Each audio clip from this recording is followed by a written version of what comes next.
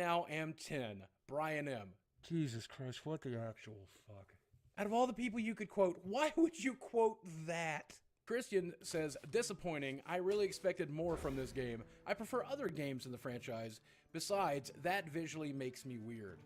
It visually makes them weird. What the fuck does that mean? What the fuck does that mean? I really hope my opinion will change over time. Don't we all, Christian? Jesus fucking Christ. This game is really basic and underwhelming from what you would expect from a 2017 game for 50 pounds. Sure, there are some nice features, some interesting spells as well, but that is not really a game-changing aspect of it. Sure, we could ride horses, Sure, we could ride horses, and the horses are really nice made, but you guessed it, other games also have nice made horses. The 2 points, he gave it a 2 out of 10. Those 2 points have to be for the horses, right? He is obsessed with the horses. Well, good news, Ned. Good news. I got a game recommendation for you. Silent Ninja Assassin gave the game a 0 out of 10. Very disappointing and returning game after 8 hours of play. Please don't return a game that you got 8 hours of gameplay out of. After 8 hours of play, maybe young children will like it, but I just cannot keep playing this oversimplified quests and puzzles as the game holds your hand throughout. No decisions or strategy involved. You can literally go anywhere and do anything, dude. This is the least hand-holding game Nintendo has ever made. This is actually gonna kill me. I read any more of this is gonna actually fucking kill me. 4 out of 10 by Spankiness. This game is insanely overrated. It's a good start into the open world genre for Nintendo. What? Oh my god. Nintendo invented the open world game. The original Legend of Zelda is the first open world game most adults played. And let's go count Adventure on the Atari 2600. You are killing me. I can't do this. I'm done. We're done. Man, I gotta tell you, I watched La La Land for the first time today, and I thought that was gonna be the most depressing thing I have done all day, and then I checked Metacritic. So based on the reviews I've read today, I think I'm ready to give my Legend of Zelda Breath of the Wild review. I would say that the graphics are really beautiful and really good, except they are absolutely god-awful. The frame rates are terrible, and it looks like a much older game. The game mechanics are innovative and new, except they also suck terribly, and it's very boring, and combat is awful. There's apparently only 4 dungeons, even though there's hundreds of dungeons, and they hold your hand while also not telling you what to do. Also, the horses are fantastic. But other games have horses. 0 out of 10, I highly recommend it. You know what I learned here today? I don't normally care for professional reviews a lot of the times. Mostly I just rely on my favorite YouTuber. But thank God for those reviewers, because we really cannot trust the average person to be reviewing our games for us. I think that is fair to say. And let me know if you like this idea for a video series. I think I would like to make more of these for popular games, if my heart can handle it, and if it doesn't kill me. So, let me know in the comments section below. As always, guys, thank you for watching. I love you very much, and I'll speak with you again soon. And now I am going to go play some Zelda, because I don't want to live in this world anymore.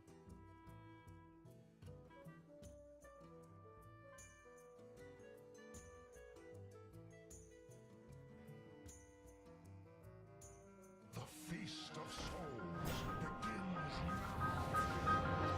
This game received almost unanimously perfect reviews, but I have some dissenting opinions that will humble the game a little bit. To give a vague rundown of what I think, this is a wonderful game that allows endless exploration, but at the cost of featuring some restrictive mechanics. I will say that this review contains mild spoilers, so please skip to the end if you want to hear my final thoughts on the game without any spoilers at hand. Now that that warning is out of the way, I would like to say that I did enjoy this game. Just because I had some problems with it doesn't mean I disliked it as a whole. I honestly thought it was an enjoyable experience and a beautiful introduction to the Nintendo Switch's library. Before you dislike this video for feeling differently than I do, please listen to my points, because I really do believe this is a good game, and even more so, a strong installment to the Zelda series as a whole. First off, I think the story as a whole fell a bit flat. But as an open world game, Breath of the Wild is truly a huge step for Nintendo in that they're venturing out to new territories with not just new characters, but existing IPs. Breath of the Wild took a huge step away from the Ocarina of Time formula that's proven successful for many Zelda titles since then. Risking the integrity of such a sacred series like Zelda is a huge move and definitely deserves a lot of respect. I really can't put enough emphasis on how big this is to try to mess with a series that's as big as Zelda. But just to touch on what the Ocarina formula is, it's the process of entering a dungeon, obtaining the dungeon item, and using that item for the remainder of the dungeon to complete puzzles and then the boss. You will be rewarded with heart containers, and throughout your journey you'll find various heart pieces that promote exploration. Breath of the Wild breaks free from this pattern and is Nintendo's first real attempt since the late 90s to venture into new grounds. Breaking away definitely has its pros and cons within itself, but the biggest pro is that it made this adventure feel fresh and exciting, and I think that's truly what the biggest selling point of this game boiled down to: a new adventure.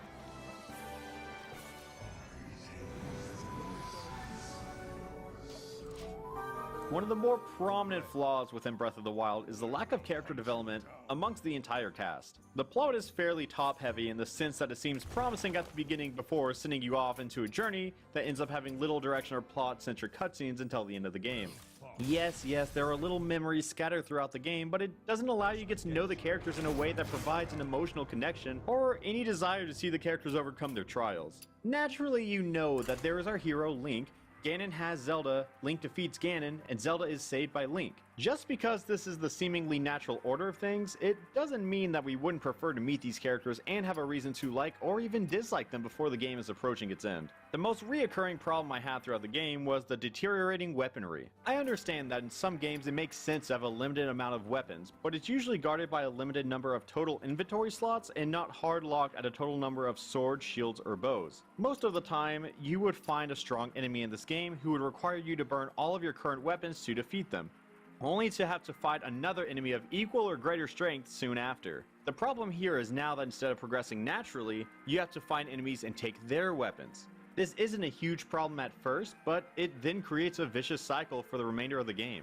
Towards the early to mid game, every time I saw an enemy, I chose not to fight it, only to preserve my weapons. A main selling point for the Zelda series has been engaging combat and overcoming puzzles to defeat each enemy. However, in Breath of the Wild, it's almost incentivized to not engage the enemy as to preserve each individual item. I do think Breath of the Wild has a beautiful soundtrack, but only when the game allows you to listen to it. A lot of exploration takes out the music and replaces it with a few ambient piano keys that makes this open world feel empty.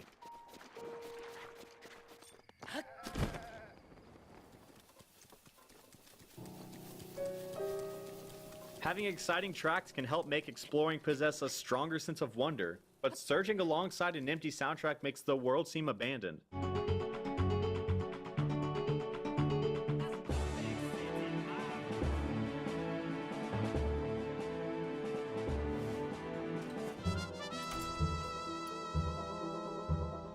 Other Zelda games had tracks that provided an incredible magical sense of adventure, while this game only seemed to strip it down to near silence throughout the journeying process. The overall FPS also became a problem throughout the game. Breath of the Wild is a visual masterpiece, however, the beauty comes at the expense of occasional frame drops that honestly cripples the effect of some moments. There isn't too much to note on this, but the game would have been a lot stronger objectively if it remained at a steady frame rate throughout the entirety of the game. For me, traveling in this game was initially boring and ultimately mindless, but after you have located enough shrines, the fast travel makes the whole game a lot more enjoyable. During the first 20 hours of gameplay, roughly 15 of those were simply exploration, which can be a good thing or a bad thing depending on the player. After beating the main story, I started enjoying simple exploration a lot more via fast travel. Even though some of my previous points have seemed more or less negative, I really did enjoy this game. After initially learning that it was a Zelda game unlike any other, I was very hesitant to see what would happen when you couldn't map items to buttons, not have a truly linear path, and honestly, just a game with British Zelda. All that we can hope is that the species will be strong enough to prosper on its own. Never will I say that Breath of the Wild is a bad game, but I confidently think that it could have been much stronger and left a much larger emotional impact on the player. This game didn't necessarily feel rushed, but it felt like certain aspects went overlooked. Breath of the Wild already has an incredible resume of reviews, but I think Nintendo invested too much in the scenery and unexpectedly large sense of exploration. All in all, this game was a bold statement from Nintendo, showcasing what they're truly capable of. Breath of the Wild is honestly an incredible transition into the new era of what is now the Nintendo Switch. Despite what I call the shortcomings, I truly think Breath of the Wild is simply breathtaking. As much as I do think people are overlooking the flaws, I definitely understand why people are hyped about this game. It's wonderful, it's inventive, it's new. Never have we seen Link doing things like you can do in this game. I plan on making a lot of content for this game simply because there's so much to do.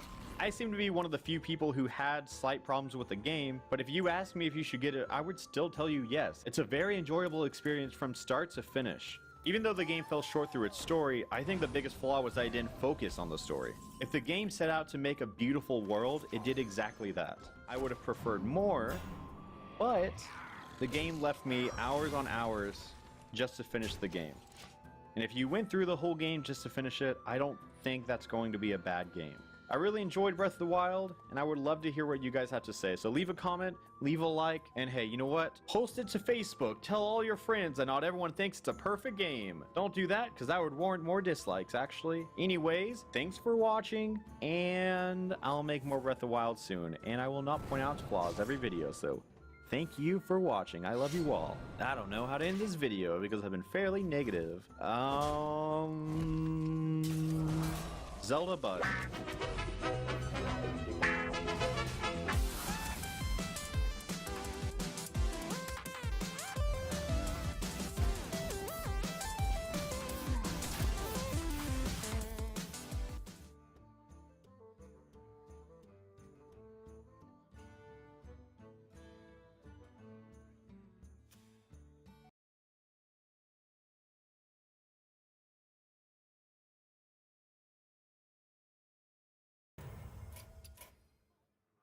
Well fought, I concede.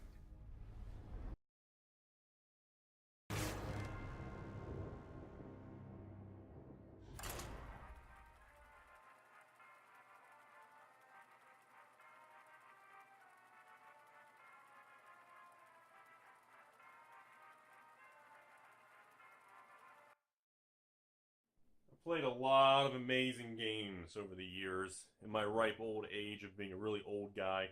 And one of the things that just always still haunts me is the damn auction house.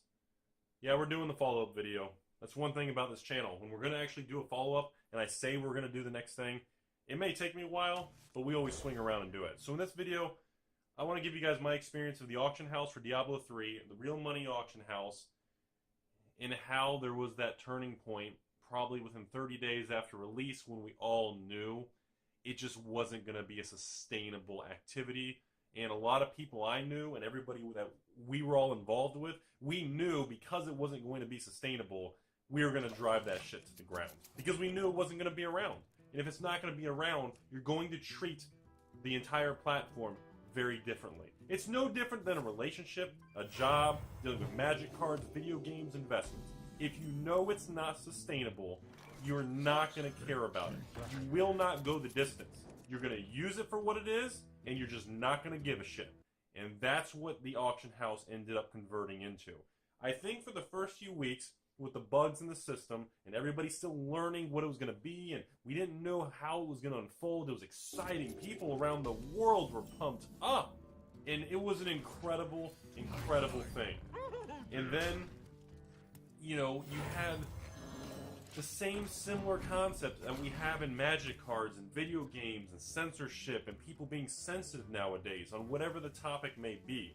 And that was that kind of the voice of the non-majority overtook the voice of a lot of the silent people who really did like the auction house. And to this day, I miss it.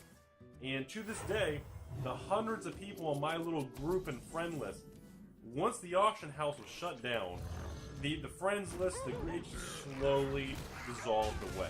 And again, a lot of those people left, not because of the auction house, but because of the fact that they banned all trading across the board. The fact that bind on, I think it was it a bind to account, bind on account, you know, when you pick it up type thing, you know, I think then they allowed it where you can share anybody playing the same game.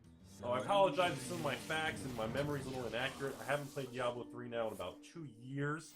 It's been a long time. I played from about 2012 to about mid-2015. 2012 and 13, I was a hardcore, everyday kind of guy. And I loved the game. I honestly, and people are going to hate me, I liked Diablo 3 vanilla. When people were just like, gear check, you go out on Inferno, you got the shit kicked out of you. And people were angry. Everybody said it was a pay to win because you could not progress because of the gear check.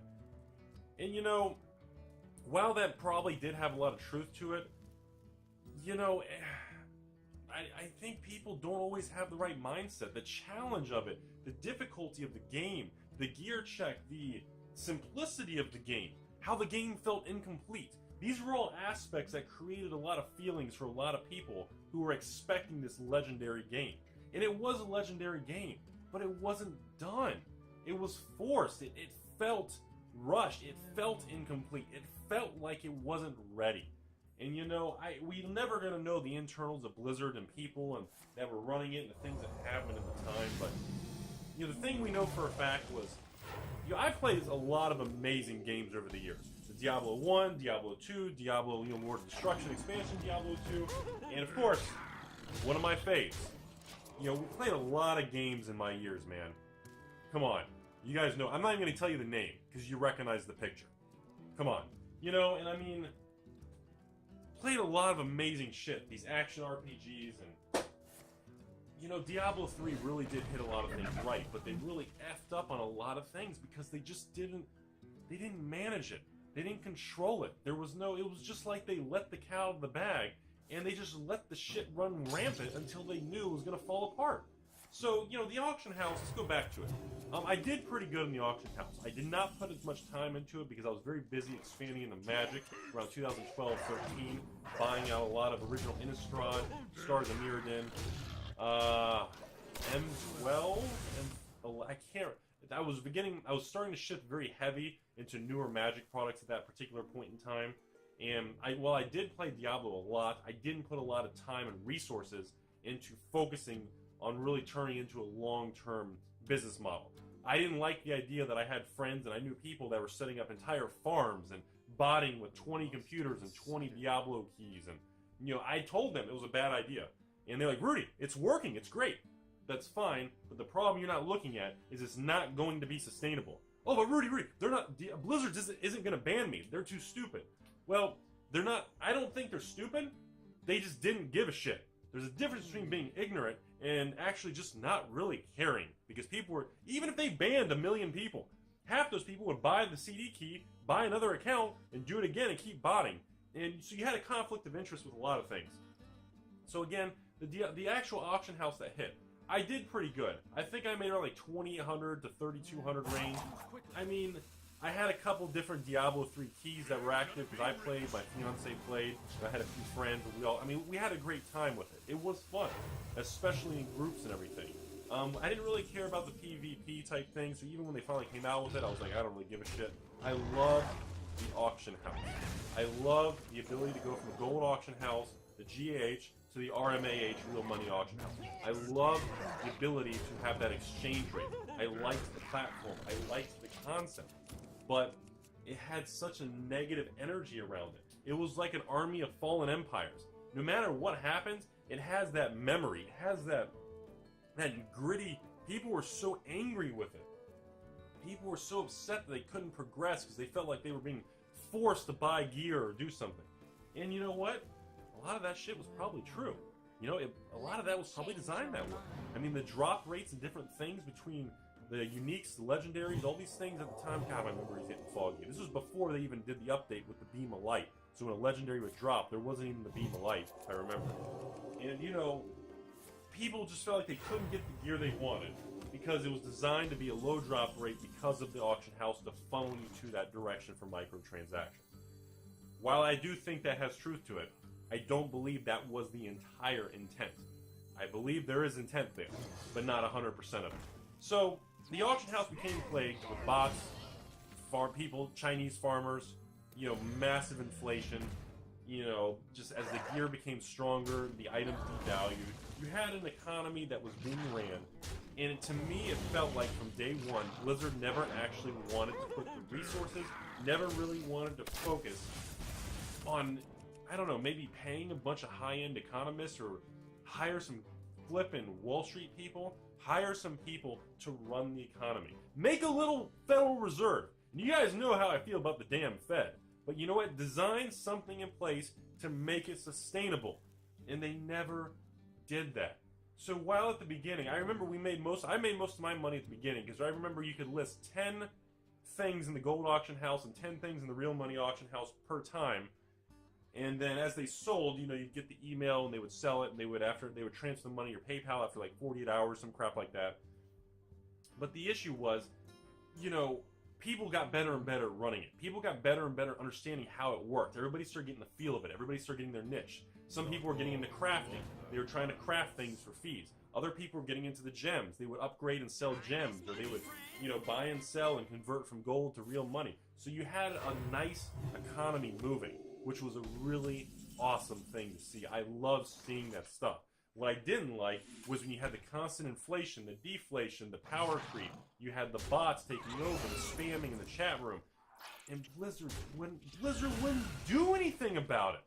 Everybody knew it. The message, I've never seen a forum, I've never seen a message board so angry in my life. Like, the Diablo 3 message boards back then had so much hate. It was unbelievable. Like, you couldn't plan that. The hate was so bad. And yet, you know, the Diablo, we used to call them on the message board like a blue response. Those were like little moderator type people.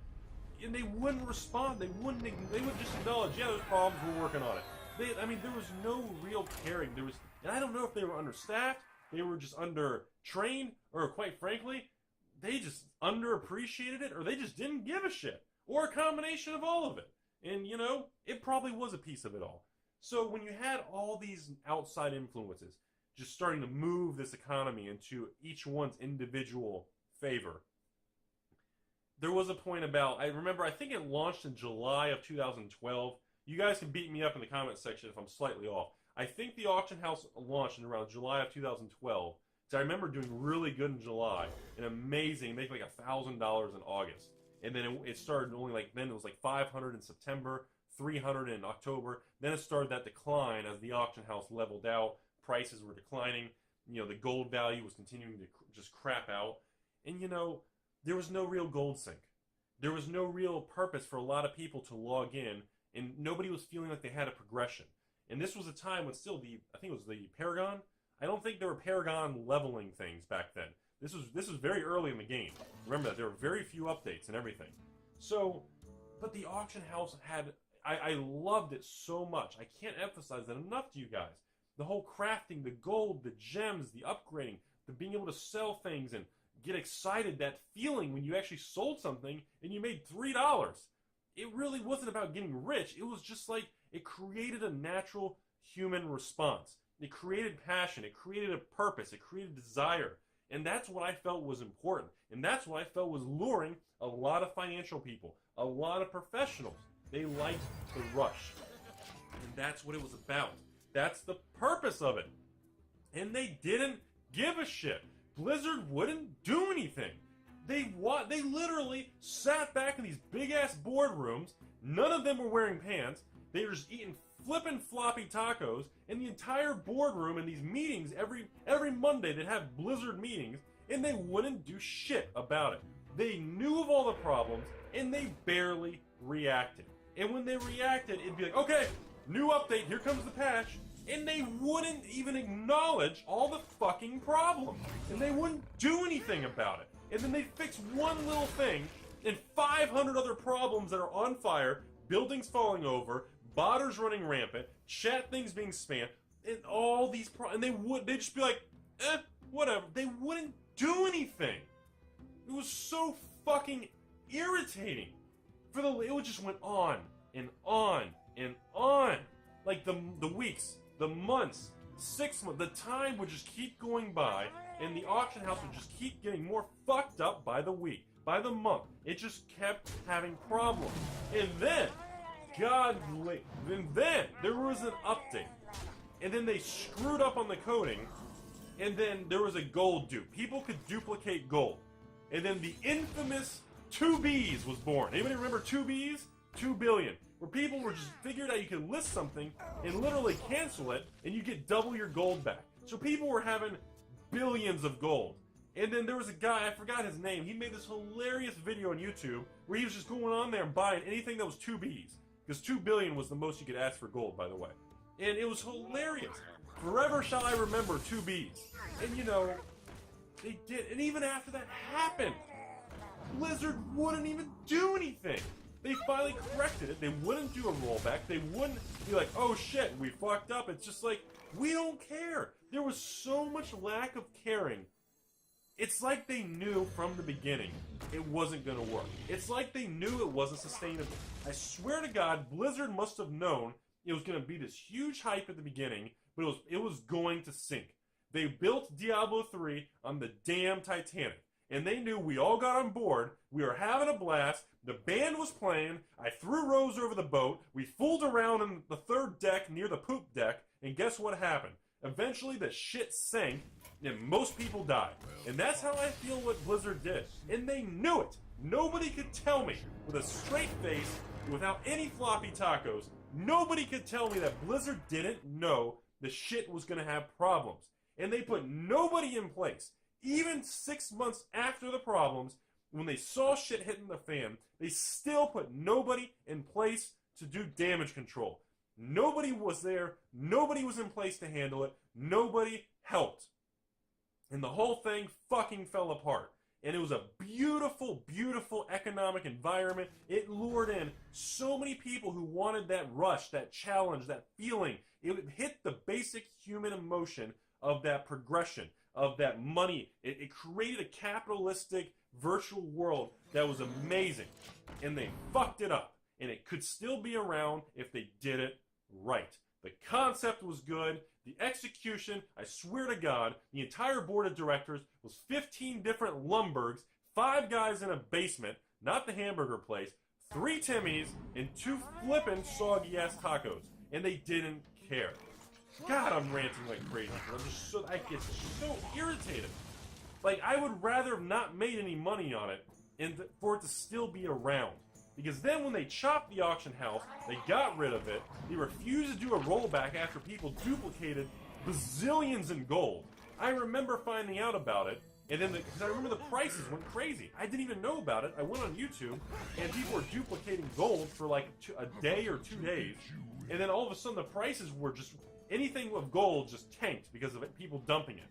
So I remember buying all these high-end, I forgot what cut, emerald or sapphire, whatever the jewel was. And I bought tons of them, and I sold them all for cash. And I was like, oh, well, they'll probably do a rollback. It doesn't matter anyway. And they didn't. They didn't do anything. I remember selling like 1,000 gems and making like $500 in an hour. And I was like, yeah, they'll probably do a rollback once they figure it out. And Blizzard just, they still didn't care. Like, they were like, oh, shit, we fucked up the coding. Oh, man, we just wrecked the economy. Guys, should we do anything? Nah, it's all right. We don't. It's just not a big deal. I mean... Like, if you guys can't see the intent or the lack of caring, you know, when it's all been said and done now for so long, and everybody else who was happy that the auction house was finally gone, that's fine. I understand that perspective. You know, this video is to let everybody know just my opinion of what I saw happening. And, you know, I know a lot of people didn't like the auction house, which is fine.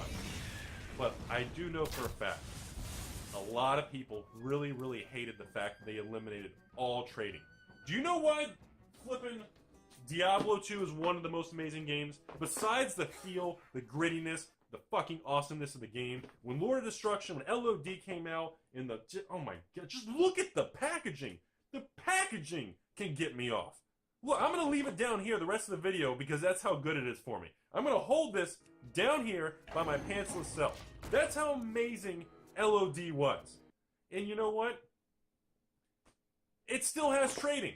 Diablo 3, you can't even trade anything. That's one of the fundamental principles of flipping Diablo games. It's a loot hunt. It's grinding. It's finding uniques, an amazing thing. Do you know why that's successful? And I'm not pointing to the greed monster, am I? No. Do you know why that's successful? Do you know why PoE is doing so fucking good? First of all, the people in place who are running the game are effing incredible. These people are down to earth, they listen to the community, they're constantly doing updates. They are just giving it all she's got. That's what she said. And that's what they like. They actually care. They continue to improve the game. You can trade, you can do things, uniques, the special things, the different. I mean, it's like they took a Diablo idea. Let me pull it from my pants. They took a Diablo idea and they said, let's not make it suck. But I like it when things suck. And that, I mean, what a flippin' concept. That was all they did. And of course, they put their own spin, their own levels, their own feel, their own engine to it, their own leveling system, the progression. They had their own unique. I mean, there's still items and slots and different things. And now, of course, their characteristics and things are a lot more in depth the way they have it. But it's just so. Whether you like or you dislike the style of PoE, you have to acknowledge the creativity and the feel of that game is second to none. It's like this, and this has been by my balls now for 25 seconds. Can you tell a difference? And that shows that the people who run it actually give a shit. And here we are in 2017, and PoE still runs strong. Diablo 3, it's just like people, you know what I hear now on the internet? Hey, you think they're going to make a Diablo 4? That's what's important. Do you guys think they're going to make Diablo 4? That's how much people are at peace with what happened. So, you know, but I don't even want to get started too much. I want to focus more on the auction house.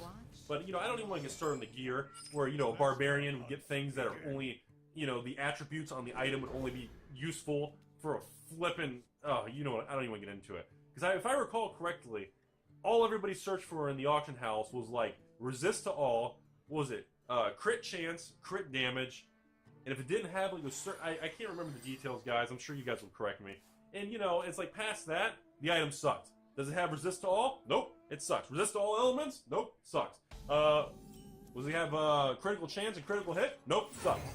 I don't care if it has strength, dexterity, whatever. It's got to have the specific set of attributes, or everything's crap. And I know the game's progressed. There's more updates now, and Blizzard has taken a different direction. I haven't played in 2 years, so I can't tell you guys. I'm sure it's better, because it couldn't be any fucking worse. Because, I mean, unless they literally just took it outside, and they fondled it for 5 days, and then buried it like a carrot, they really couldn't make the game worse. So, damn, I'm ranting a lot in this video.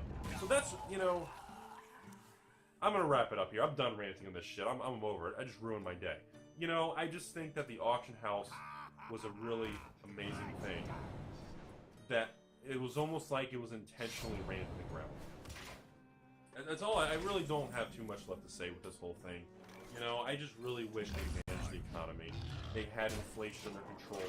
They had a gold or an item sink. They created checks and balances. They created something to monitor and maintain that velocity of cash flow. The speed of change, the rate of change, the overall movement of gold, some sort of sink to remove from the system, whether you died and had a penalty, or I don't care how they went about it. Just something, you know? And I don't have the answer. I'm not a video game designer. Which is sad that me not being involved, they still didn't. But I wish it still existed. And I know a lot of people are going to disagree with me, but I think if the auction house was still around, and people could trade items with each other, and they could feel more personal, more connected with their friends and trading and doing things, and the items had more value, and you felt like you won something, that feel was still there, I think Diablo would be doing stronger and better today. You know, D3 would still be a thing. And of course, just that would not have saved Diablo 3. It would need to be more creative with the levels, the feel of it, the colors, the grittiness. You know, it would need the whole package. But this video is focused on the auction house and how that particular segment, it was just such a hot topic thing. You know, so that's all I really have. I apologize I didn't get to a lot of specifics, but, you know, I get so wound up on that shit because it was such a close, sentimental thing to me at one point in time. That's all I have. Rudy with Alpha Investments. Tell me what everyone thinks in the comments section. That's all I really have to say about it. I hope you guys enjoyed the video. Why can't they make stuff like this anymore? You know? I'm going to go down to my pants, to my parents' basement. I'm going to fondle myself. You guys have a great day.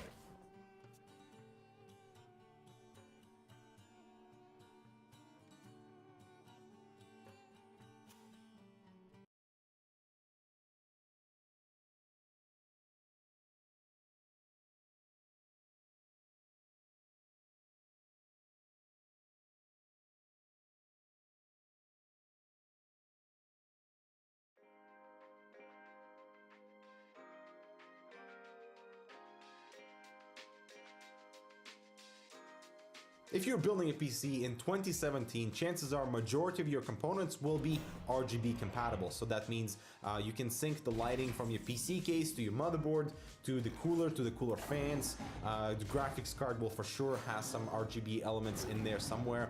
Power supplies, not so popular. RGB storage is not there yet, but system memory, in particular RGB system memory, is here. So let's see if it's here to stay. Creativity is fueled by the best instruments. It doesn't always come easy, and in the process you often realize how important quality is. The RD400 by OCZ gives you quality and speed with M.2 interface, Toshiba NAND flash, and a PCI bracket, making it possible to focus on what matters. Invest in storage that makes a difference, with a 5-year advanced warranty.